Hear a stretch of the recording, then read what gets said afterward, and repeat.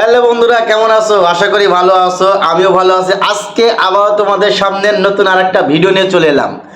আজকে কথা বলবো বাংলাদেশের সুপারস্টার নায়ক এবং পরিচালক মেহেদী হাসান হৃদয়ের নতুন যে সিনেমা বরবাদ, এই বরবাদের আইটেম সং নিয়ে কথা বলবো। আসলে ভাই কাছে সেই টিজারের কিন্তু পরশুদিন যে টিজারটা হয়ে গেছে, সেই টিজারের মধ্যে কিন্তু অল্প একটু সিন ছিল যেখানে আইটেম সঙের কিঞ্চিত পরিমাণ দেখানো হয়েছিল। সবাই আসলে বুঝতে পারিনি, কিন্তু হ্যাঁ আমার চোখ ফাঁকি দিতে পারিনি বরবাদ টিম। কারণ ওইখানে সাকিব ভাইয়ার যে একটা অ্যাকশন বা সাকিব ভাইয়ার যে রাজার মতো বসে আছে এবং পেছনে তারা বডিগার্ডটা বসে আছে, হাতে মদের বোতল, মনে হচ্ছে যে ওইটাই আইটেম সঙের সেই সিন যেটা দুষ্ট কোকিলে দেখা গিয়েছিল সাকিব খানকে। দুষ্ট কোকিলের থেকেও দুষ্ট কোকিল কি বলছি, দুষ্ট কোকিলের বাপ হবে এবার এই আইটেম সংটা। আর সেটা আমি ভালো করে একটু বলতে চাই, আমি একটু বোঝাতে চাচ্ছি যে টিজারটা প্রকাশ হয়েছে 1 মিনিট 40 সেকেন্ডের টিজার। সেই টিজারের মধ্যে শহীদুজ্জামান সেলিমের যে বক্তব্যটা, যে কথাটা ছিল যে ছেলেটা একটা নেশাখোর, সেই ঠিক তার আগ মুহূর্তেই সাকিব ভাইয়ের এই এন্ট্রিটা নেয়, যেখানে আইটেম সঙের যে একটা দৃশ্য, সেই দৃশ্যটা ধারণ করা হয়েছে।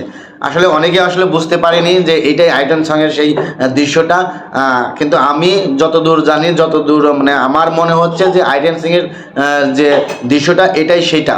ওখানে আইটেম সং হবে এইবার সব যত আইটেম সং আছে বাংলাদেশের সিনেমায়, যত আইটেম সং হয়ে গেছে, দুষ্ট কোকিলের মতো যে আইটেম সং ছিল সেটাও এবার এই বরবাদ সিনেমার আইটেম সং মানে তো সবার তুঙ্গে উঠে যাবে, এরকম একটাই চিন্তা ভাবনা ছিল বরবাদ টিমের।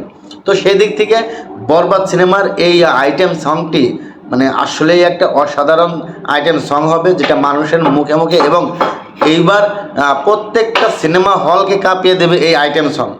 এইরকমই বরবাদ চিন্তা ভাবনা করে এই আইটেম সংটা তৈরি করেছে।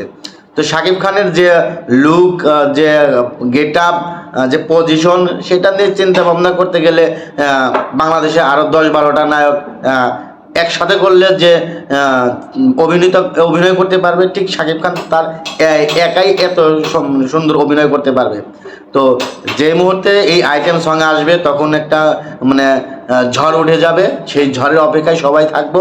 এবং আইটেম সঙ্গে যে অভিনয় করছে সে হলো নুসরাত ফারিয়া অলরেডি এই আইটেম সঙ্গে থাকছে, এটার আর কোনো বহিঃপ্রকাশ নাই। কারণ আইটেম সঙ্গে নুসরাত ফারিয়াকে আবার নতুন করে মানুষ দেখবে যে শাকিব খানের নতুন কাজের সাথে আইটেম সঙ্গের সাথে বরবাদ টিমের সাথে কতটুকু ভালো কাজ করেছে, সেটা এই আইটেম সং রিলিজ পাওয়ার সাথে সাথে আমরা বুঝতে পারবো।